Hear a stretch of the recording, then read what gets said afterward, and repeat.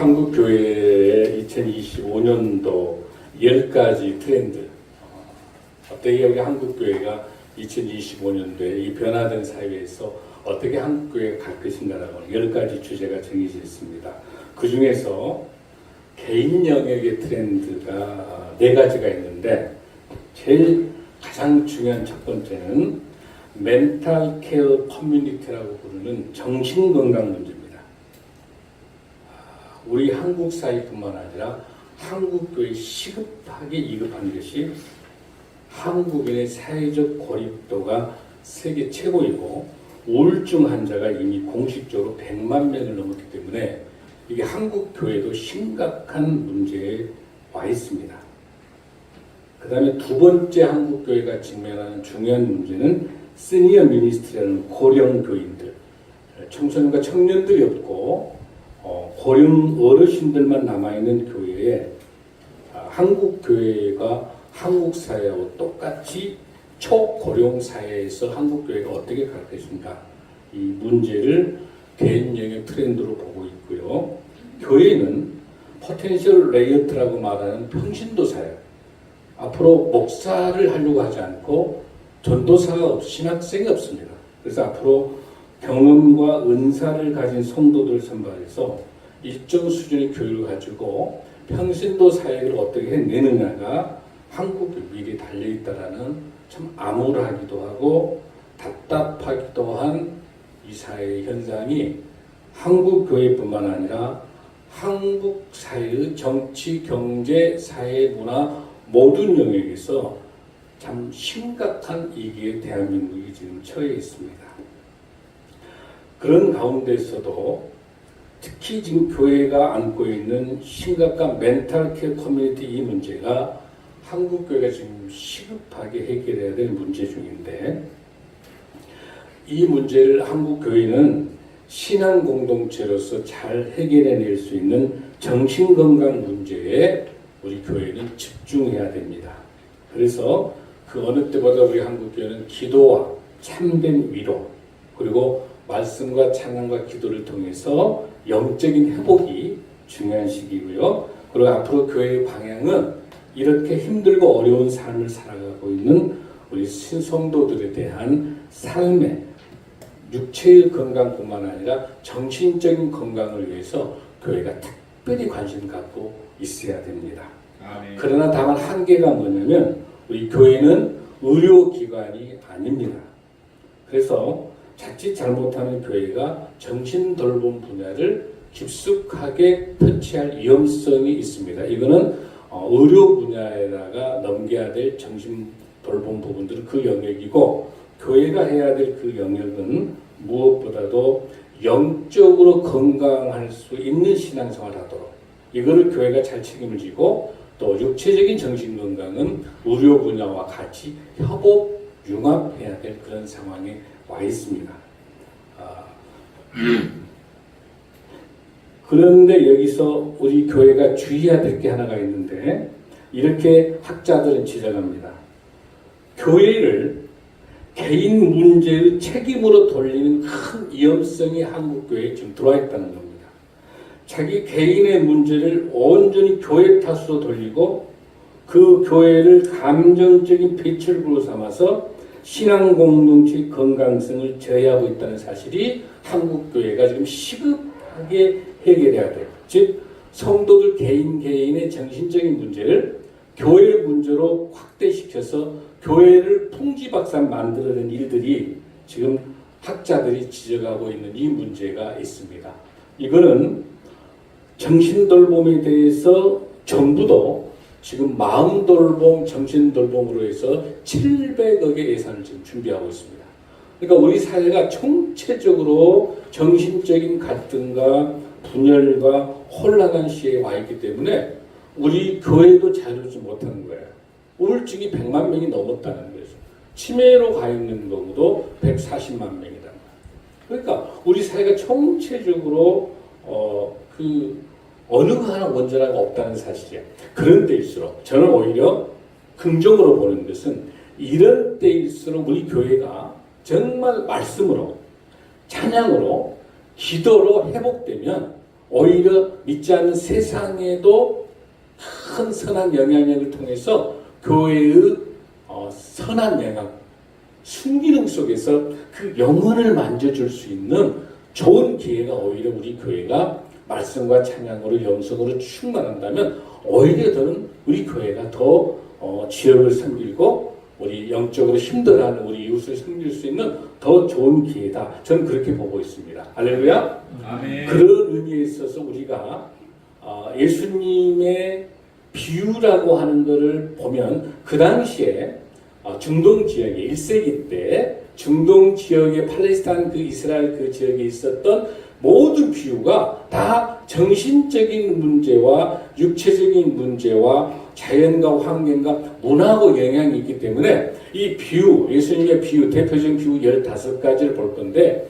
이 비유를 잘 보면서 우리 성도들의 영적인 성장 그리고 정신적인 것, 영과 육의 건강성을 위한 이 사역이 우리 교회가 이 비유를 통해서 큰 은혜의 시간이 될 줄로 믿습니다. 아멘. 그런 의미에 있어서 오늘 우리가 보고자 하는 이 장터에서 노는 아이들의 비유는 여러분 생소하죠? 잘 많이 아세요, 여러분들? 아세요, 모르세요? 우리 성도들 많이 아시는 것 같아요. 왜 하나님께서 우리 주님께서 비유로 말씀을 하셨을까? 왜 비유를 썼을까, 여러분들? 마태복음 13장 34절 35절 보니까 예수께서 이 모든 것을 무리에게 비유로 말씀하시고 비유가 아니면 아무것도 말씀하시지 않으셨나니 이는 선지자를 통하여 말씀하신 바 내가 입을 열어 비유로 말하고 창세부터 감추인 것을 드러내리라. 할렐루야. 아멘. 그러니까 이걸 꼭 들을 사람. 마태복음 13장 16절에도 너의 눈은 봄으로 너의 귀는 들음으로 복이 있도다. 할렐루야. 아멘. 이 비유로 주신 예수님의 말씀을 통해서 놀라운 하나님의 은혜가 저와 여러분에게 임할 줄로 믿습니다. 아멘. 자, 그러면 이 본문에서 보면 여러분들 장터에서 노는 아이들의 비유를 보면 31절 한번 읽습니다. 시작. 또 일세 이 세대 사람은 무엇으로 비유할까? 무엇과 같은가? 여기서 이 세대의 사람이라고 말. 이 공간복음, 마태복음, 마가복음, 누가복음 중에서 오늘 여기 나와 있는 장터에서 노는 아이들의 비유가 첫 번째 예수님의 비유예요. 그리고 또 중요한 거는 세례 요한과 예수님 자신을 비유에다 넣은 유일한 비유예요. 굉장히 중요한 비유예요. 그런데 의외로 이 비유를 정확하게 해설하지 못하고 있어요. 오늘 이 비유 아주 중요해요, 여러분들. 잘 한번 보십시오. 여기에서 이 세대의 사람, 이 시대, 지금 우리로 말하면 2025년도의 대한민국의 트렌드, 2025년도 한국교회의 상황 똑같아요. 그 당시에 이스라엘 팔레스타인 1세기 때 이스라엘의 시대 상황이 어땠나고 하는 거예요. 똑같아요. 이걸 우리 예수님께서 신랄하게 게네스라는 단어를 써가지고 이 세대의 패역한 사람들에 대해서 예수님이 지적하고 있는 거예요. 무엇으로 내가 비유를 할까? 예수님께서. 너무 답답한 거야. 이 당시 상황이. 어떤 상황인가 보십시오.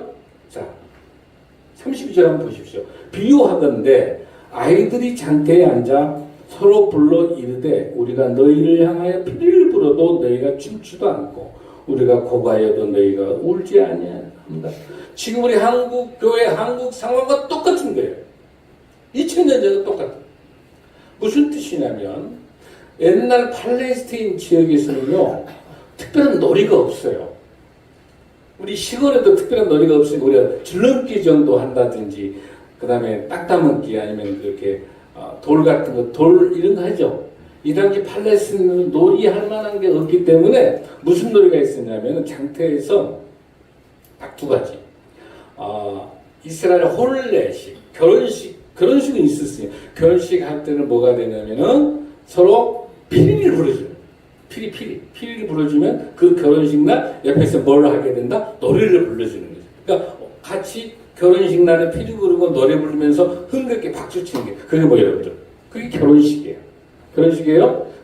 그 다음에 장례식 때는 뭐 하게 되는 거예요? 장례식 때는 그 심각한 고통과 죽음 속에 있는 것처럼 거기서 슬픈 상황에서 위로를 하고 난 다음에 같이 우리도 애고 해주죠. 장례식 때. 여기도 곡을 같이 해주는 거야. 장례식이 나면. 여기 본문에 나와 있는 것처럼 울면서 한쪽이 울고 있는데 이쪽에서 웃으면 돼요, 안 돼요? 안 되는 거지. 그러니까 이쪽에서 울고 있고 그러면 이쪽에서는 곡을 해줘, 곡을. 그게 장례식. 그런데 이 어린아이들이 배우고 있는 거는 그나마 봤었던 거는 눈으로 시각적으로 볼 수 있는 거는 장례식하고 결혼식만 봤기 때문에 어린아이들이 이제 엄마 아빠가 시장에 와가지고 물건을 사고 있는 동안에 애들끼리 놀면서 무슨 놀이? 장례식 놀이하고 또 한편에서는 결혼식 놀이를 하는 거예요. 자, 그런데 이쪽에서 한 애들이 이쪽에서 만약에 장례식이 아니라 결혼식을 하게 된다면 피리를 불러주면 이쪽에서 뭘 해줘야 돼? 노래를 불러줘야 돼. 노래를 안 부르는 거야. 피리만 불러. 또 이쪽에서 울고 있어. 아이고 이렇게 울고 있는데 그럼 같이 여기서 가슴을 쳐줘야 되잖아. 아이고 하는데 안 해주는 거야. 그러니까 이 어린아이들 놀이 속에서도 서로 뭐가 안 되는 거예요? 엇박자가 나고 같이 놀이도 안 되는 거예요. 이게 이 시대를 설명해 주는 거예요. 그러니까 뭔가 이렇게 원활하게 돌아가질 않는 거예요. 그냥 어린애들끼리도 서로가 책임을 전가하고 전부 네가 문제니 하면서 어린이들이 하는 이 장터에서 어린이들이 하는 장례식이라든지 결혼식조차도 엉망인 거예요. 그게 이 시대의 상황하고 똑같은 거죠. 자, 그걸 예를 들면서 자, 33절 보십시오. 시작. 세례 요한이 와서 떡도 먹지 아니하며 포도주도 마시지 아니하며 너의 말이 귀신이 들렸다 하더니 아멘. 자, 그 당시 세례 요한은 지금은 이제 감옥에 있는 거예요. 세례 감옥에 있는 거예요. 왜냐하면 세례 요한이 감옥에 있으면서 제자들에게 세례 요한이 이제 오실 메시아 예수님에 대해서 광야에 외치는 조서가 있어. 너희는 예수님의 길을 예배하라고 쭉 이야기하면서 세례를 계속 줬단 말이에요. 세례를 계속. 세례 요한이 세례를 다 이렇게 줬는데 이 세례 요한의 제자들이 봤었을 때 이 세례 요한이 어떠고 있다? 떡도 먹지도 않고 포도주도 마시지 않고 철저한 근육생활을 해요. 어디에서? 광야에서 뭘 여러분들? 석청. 꿀과 석청 같은 것만 먹고 완전히 근육생활을 아주 철저하게 근육생활하는 거야. 그러니까 그 근육생활하고 있으니까 여기 사회에서 떨어져서 저쪽 가서 기도원에 가가지고 따로 신앙생활 따로 하고 있으니까 이 먹지도 않고 또 마시지도 않고 하고 근육생활 하니까 이 이스라엘 백성들 팔레스타인에 여기 있는 이 서기관과 율법사들 바리새인들 봤었을 때는 귀신 들렸다는 거야. 저 세리온 귀신 들린 사람이야. 이렇게 평을 하는 거야. 자기네들하고 뭘 같이 안 해주니까. 바리새인과 율법사들하고 같이 활동을 안 해줘. 지가 경건 척 하면서, 신앙 좋은 척 하면서, 먹지도 않고, 잘 하지도 않고, 그러니까 귀신 들렸다고 이렇게 이야기를 해. 누가 이 이야기를 한다고 이게? 바리새인들, 율법학자들. 자기가 구약을 많이 알고 있는 사람. 그 다음에 동시에 뭐가 또 대조되고 있냐면은 인장. 자, 34절 시작. 인자는 와서 먹고 마심에 너희 말이 보라 먹기를 탐하고 포도주를 즐기는 사람이요 세리와 죄인의 친구로다 하니. 그러니까 여기서 인자는 예수님이에요. 예수님에게 있어서는 뭐라고 이야기합니까? 그냥 죄인들하고 세리, 이 세상에서 유대인들 입장에 봤을 때는 버려진 사람이야. 그러니까 노숙자, 아주 그냥 비참한 사람이야. 그냥 인생 포기했던 아주 엉망인 사람이야. 이런 사람들하고 예수님이 오셔서 같이 식사를 나누고 또 손가락질 받았던 그 세리 마태 그 집에서 잔치를 하고 하니까 저 사람은 그러고 난 다음에 거기서 먹고 마시고 잔치를 많이 하니까 저 예수라는 사람 완전 타락됐어. 세속적이야. 저 사람은 먹는 것만 좋아해. 그러고 맨 잔치만 좋아해. 그래서 뭐라고 하고 있다 여기서? 죄인들을 이런 사람들하고 친구, 저 사람은 아주 인간 취급도 못 받는 사람들하고 친구야. 아이고 무식해. 막 이렇게 예수님을 평가하는 거예요. 누가? 바리새인들하고 율법학자들이. 이게 뭐하고 같은 것이 대비가 되고 있어요, 여러분들? 세례 요한에게 있어서는 장례식하고 같죠. 장례같이 먹질 않고 금욕하고 경건하게 그냥 살아가고, 그 다음에 이런 장례식을 상징적으로 갖고 있는 게 세례 요한이고, 그 다음에 잔치하고 많이 그냥 기쁘고, 가난한 자 부자 누가 되든 다 와라 해서 잔치하면서, 이 천국 잔치하면서 성령님의 잔치 만찬, 최후의 만찬처럼 이렇게 예를 들어서 가나 혼인잔치 가서도 그렇고, 우리 예수님이 가는 곳마다 기쁨이 넘치죠. 찬양이 넘치죠. 이게 뭐예요? 결혼식이에요. 예수님은 결혼식을 상징하고 있고, 세례 요한은 여기에서 장례식을 가지고 있는 거예요. 자, 그러면서 중요한 사건은 뭐냐면, 우리가 여기서 봐야 될 사건은 뭐냐면, 이 세례 요한도 죽음으로 인해서, 세례 요한이 순교함으로 인해서, 죽음으로 인해서 세례 요한을 통해서 십자가에 오실 예수 그리스도를 설명하는 것이 세례 요한의 사명이고, 예수님은 뭐예요? 십자가를 통해서 이 잔치, 우리가 여러분 영원히 죽을 수밖에 없는 우리들이 어때요? 예수님의 은혜 가운데 생명이 회복되고 은혜가 회복되니까 우리 모두 다가 어떻게 되는 거야? 기쁨이 넘치는 거죠. 우리가 회복이 되죠. 그러니까 우리의 사람들은 결혼식하고 같은 거예요. 그러니까 그러나 이 세례 요한의 죽음과 우리 예수님의 죽음이 목적이 같죠. 뭐예요? 구원사예요. 세례 요한이 죽음으로 인해서, 세례 요한이 마지막까지 영원 구원을 위해서 오실 예수 그리스도 길을 예비하셨던 그 죽음처럼, 여기 마지 헤롯을 통해 가지고 세례 요한이 죽으면서 그 죽음 속에서 바르게 하나님의 공의와 정의를 살아가도록 순교한 세례 요한을 통해서 예수님의 길이 열린 것처럼, 그 세례 요한을 통해서 세례 받으신 예수님께서 빌라도를 통해서 십자가에 돌아가시고 구원받은 그 역사가 예수님의 죽음의 결혼식의 죽음의 결혼을 통해서 우리가 구원받는 그 사건들이 같이 일어나고 있는 줄로 믿습니다. 여러분 이해되세요? 그런 가운데 이런 일들이 한마디로 이야기할 때 35절입니다. 시작. 지혜는 자기의 모든 자녀로 인하여 몰빵을 얻느니라. 그러면 이 지혜는, 이렇게 생긴 모든 지혜는 어디서 나오는 것이냐? 이 지혜가 바로 예수님 자신이 지혜인 줄로 믿습니다. 십자가의 구원이 지혜인 줄로 믿습니다. 그러면서 오늘 우리에게 이야기해 주는 것은 뭐냐면, 예수님께서 지금 이 세례 요한이 와가지고 중요한 이야기를 하게 돼 있어요. 예수님에게. 지금 세례 요한이 기대하고 있었던 메시아는 어떤 메시아예요, 여러분들?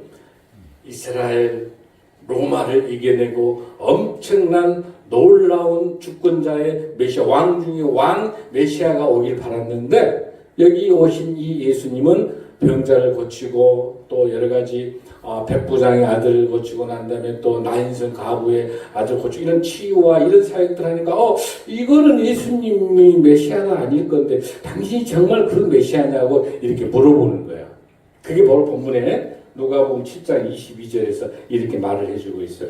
이제 세례 요한의 제자들이 와가지고 물어보고 있으니까 이렇게 말하죠. 예수께서 대답하여 이르시되 너희는 가서 보고 들은 것을 요한에게 알리되, 맹인이 보며 못 걷는 사람이 걸으며 나병 환자가 깨끗함을 받으며 젖 먹는 사람이 들으며 죽은 자가 살아나며 가난한 자에게 복음이 전파된다 하라. 할렐루야. 이게 예수님의 뭐와 같아요? 예수님의 침설교 같지. 예수님이 오신 것은 이러한 그들 자신들을 위한, 그들 자신에게 영생의 구원을 위해서 우리 예수님께서 오셨다는 사실을 설명해 주면서, 즉 나는 이를 위해서 십자가에 돌아가셔서 3일 만에 부활하시고 놀랍게 하나님의 은혜 가운데 우리 죄를 사하여 주시러 오셨다, 이렇게 말씀하신 줄로 믿습니다. 그러면서 오늘 우리 주인 되신 우리 주님께서 결혼식과 장례식장을 설명해 주시면서 우리에게 공통된 이야기를 해주고 계세요. 그게 뭐냐면 고린도전서 1장 23절 말씀을 설명합니다. 시작. 우리는 십자가에 못 박힌 그리스도를 전하니 유대인에게는 거리끼는 것이요 이방인에게는 미련한 것이로되, 오직 부르심을 받은 자들에게는 유대인이나 헬라인이나 그리스도 하나님의 능력, 하나님의 지혜니라. 그러니까 유대인이나 이 많은 사람들은 예수님에 대해서 꺼리끼고, 이방인들은 예를 들어서 여러 힘들이 여러 가지 있기 때문에 유일신을 주장하는 하나님만을 주장하고 있는 유대인들 입장에서는 뭐예요? 이게 완전히 미련한 것이죠. 예수님에 대해서. 그러면서 오직 예수님께서 부르신 우리들은 어떤 사람들이에요? 하나님의 능력을 가지고 있는 하나님의 지혜 있는 자다. 할렐루야. 아멘. 그래서 하나님의 이 구원의 역사가 저와 여러분에게 임할 줄로 믿습니다. 그래서 오늘 우리에게 있어서는 이 시대가 너무나도 무관심 시대예요. 산무 시대예요.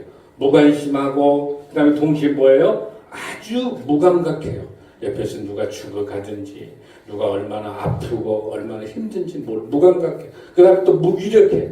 그냥 힘이 없어. 이 죽음 앞에서 이 고통 앞에서 모두가 무관심하고 모두가 이런 상황들을 봤었을 때 우리는 무감각하고 무기력하고 또 동시에 또 스스로가 관심도 없는 이런 시대에 살고 있는 이 시대, 이 패역한 이 시대를 살고 있는 지금으로부터 2000년 전에 장례식에도 같이 울어주지도 않고 또한 동시에 결혼식에도 같이 노래를 불러주지 않는 이렇게 엇박자가 나고 있는 이런 무관심 세대 이 시대에 우리 예수님께서 이 시장에서 놀이하는 어린아이들의 이런 모습 비유를 통해서 패역한 사람들아, 무관심에 살고 있는 사람들아, 지금이라도 우는 자와 같이 울고 웃는 자와 같이 웃고 그 다음에 우는 자와 같이 울고 웃는 그런 공동체를 회복할 수 있는 그런 시대를 하나님께서 우리에게 요구하신 줄로 믿습니다. 할렐루야. 하나님께서 디모데후서 3장 1절 5절에 이 시대를 오늘 우리들에게 말씀해 주고 계십니다. 크게 이 본문 우리 사도 바울을 통해서 주신 오늘 메시지는 우리 교회가 우리 성도들이 어떤 삶을 살아가야 될까? 시작. 너는 이것을 알라. 말세에 고통하는 때가 이르러 사람들이 자기를 사랑하며 돈을 사랑하며 자랑하며 교만하며 비방하며 부모를 거역하며 감사하지 아니하며 거룩하지 아니하며 무정하며 온통함을 풀지 아니하며 모함하며 절제하지 못하며 사나우며 선한 것을 좋아하지 아니하며 배신하며 조급하며 자만하며 쾌락을 사랑하기를 하나님 사랑하는 것보다 더하며 경건의 모양은 있으나 경건의 능력은 부인하니 이 같은 자들에게서 내가 돌아서라. 할렐루야. 아멘. 우리에게 고통이 있는 이웃에게 모두 다가 선한 사마리아인이 된 것처럼 오늘 저와 여러분에게 있어서 무관심, 무기력, 무감각하는 산무시대 속에 감동도 없는 이 비참한 이 시대 속에 오늘 주님께서 장터에서 앉아있는 이 놀라운 우리 어린아이들의 이런 놀이하는 어린아이들을 보면서 우리들에게 장례식에 서 있을 때 함께 울어줄 수 있고 또 결혼식 때 함께 피리 불고 함께 노래를 불러줄 수 있는 그 정상적인 사회, 정상적인 회복되는 교회, 정상적인 공동체, 정상적인 대한민국, 정상적인 모든 공동체들이 회복될 수 있는 그 역사가 오늘 이 시간에 주님께서 앞으로 본인이 겪어야 될, 우리 예수님이 겪어가야 될 이 아픔의 이 시대 속에 본인을 비유의 대상으로 세례 요한과 예수님 본인을 비유의 대상에 집어넣은 공관복음의 첫 번째 비유이자 중동의 시각으로 봤을 때 어린아이들 시각으로 봤을 때 어린아이들마저도 이렇게 엇박자가 나고 딴 생각하고 다 각자 자기 욕심 다 개인주의 철저히 개인주의 철저히 나중심 나밖에 모르는 이런 세상들 속에 2000년 전에 주님께서 꾸짖고 있는 이 패역한 이 세대의 인간들아 지금으로부터라도 예수님의 사랑으로 회복하라고 하는 이 놀라운 메시지를 통해서 세례 요한에게 주신 하나님의 음성, 우리 주님에게 주신 음성이 우리의 삶에서 회복되는 축복의 역사가 일어날 줄로 믿습니다. 아멘. 이를 통해서 지혜롭게 모든 자녀들로 인해서 옳담을 두르고 있는 것처럼 지혜로운 것 그렇게 하기 위해서는 우리가 관심을 갖고 또 자기 중심에서 벗어나서 우리와 함께 어렵게 힘들어하는 우리 이웃들을 품을 수 있는 그런 넉넉한 마음으로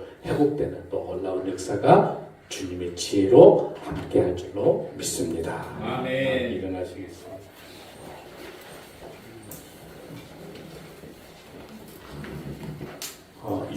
2000년 전의 사건과 똑같은 이런 참 무관심, 무감각, 또 철저히 개인주의, 자기중심주의, 내 이웃이 고통받고 죽어가다 아무 관심이 없는, 죽든지 말든지 나밖에 모르는 세상. 우리 사회가 더 심각합니다. 이웃의 아픔을 보지 못하는 시대입니다. 정말 오늘 본문에 있는 것처럼 여러분들 우리 봉독했던 것처럼 한번 이 말씀 한번 보십시오. 여러분들 이 말씀 한번 보시면서 무슨 생각이 드십니까? 저는 이 말씀을 보면서 너무나도 가슴이 아픕니다. 우리 사회가 이렇게까지밖에, 사회가 이렇게 개인주의고 자기중심적일 때 우리 교회라도 서로가 어려운 힘을 도울고 서로 나누고 하는 그런 교회가 되어야 되는데, 우리 교회들이 늘 개인주의로 되고 우리 교회들이 철저히 자기중심적으로 되고 있는 건데, 저는 너무 우리 교회가 감사한 건, 우리 신생나무교회가 너무 감사한 것은 숫자도 얼마 안 됐잖아요. 우리가 숫자도 얼마 안 되고 모두가 다 열악하잖아요. 그런데 여러분들 얼마나 이렇게 마음을 모아주셔서 우리 엘드림 대학 사역을 할 수 있습니까? 이 말씀 준비하면서 너무 감사한 거예요. 우리 성도님들에게.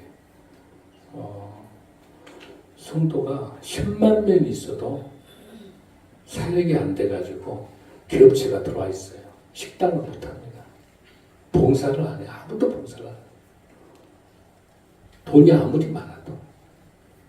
우리 교회 여러분들 얼마나 힘든 가운데 너무 감사해요. 정말 너무 감사해요. 배달하고 또 주방 또 돕고 참, 아무튼 여러분들 오늘 주님께서 2000년 전에 기가 막힌 거예요. 피를, 이 말씀 보십시오. 너희를 향하여 피를 불어도 너희가 춤추지도 않고 우리가 고가여도 너희가 울지 아니하였다. 이 빨간 글씨 예수님 마음이에요. 예수님 마음이에요. 신앙생활 한다고 하는 사람들이 피리가 불어도 춤추지도 않고, 피리 너 부르라, 너 춤춰라. 나는 피리도 안 부르고 나는 춤도 안 추고, 너 곡해라. 나 울지도 않고, 나는 내 일이 너무 바쁜 거야. 너무 바쁜 거예요. 그런데도 불구하고 오직 하는 우리 주님께서 자기 본인을 비유를 넣은 거예요. 인자가 와서 먹고 마시며 세리와 죄인들하고 친구한다. 너희들이 뭐라 하든지 간에, 세상에서 뭐라 하든지 간에 우리 예수님께서 우리 교회에, 우리 성도 여러분들을 통해서 우리 교회가 해야 될 귀한 사역 잘 감당할 수 있도록, 지금까지도 6년 동안 지켜주셨는데 앞으로의 6년을 향해 하나님 지켜주실 줄로 믿습니다.